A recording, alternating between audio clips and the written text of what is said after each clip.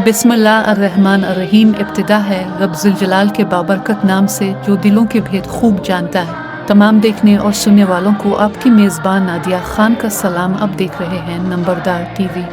नाज़रीन सुनते हैं अल पाकिस्तान नंबरदार एसोसिएशन रजिस्टर्ड का खुसूसी पैगाम। क्या कभी आपने सोचा है जब एक नंबरदार बीमार होता है, चंद कमीने नंबरदार बनने के तरीके सोचते हैं।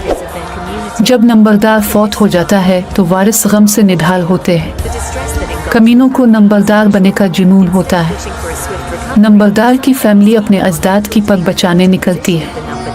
पटवारी से लेकर रेवेन्यू बोर्ड तक हर कोई नंबरदार के वारिसों को नोचता है, लेकिन अजदाद की पग बचे कैसे?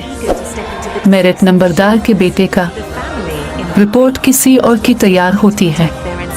क्या ये मजाक? ये इसके बावजूद हम इकट्ठे नहीं हो सकते। क्या तमाशा देखते रहेंगे कि कब बारी आनी है? इत्तेहाद होना हो, लेकिन एक बार अपने ज़मीर से सवाल ज़रूर करें। कल हमारे बेटों के साथ भी ऐसा ही होना है। फिर भी हम अपनी आना की तस्कीन में कितने मगन हैं। नंबरदार हुकूक की बहाली, पाकिस्तान का इस्तेहकाम और खुशहाली। नंबरदार पाकिस्तान के हर गांव में इस अर्ज़ पाक का सिपाही है। वो सदियों से देश के जोग्राफियाई, नज़रियाती और माशी सरहदों का मुहाफ़िज़ है। नंबरदारी निज़ाम को एक साजिश के ज़रिए कमज़ोर किया गया। इससे आम आदमी के मसाइल में इजाफ़ा हुआ और उसके मसाइल अरबाब इख्तियार तक पहुँचाने का रास्ता बंद करने की कोशिश की गई।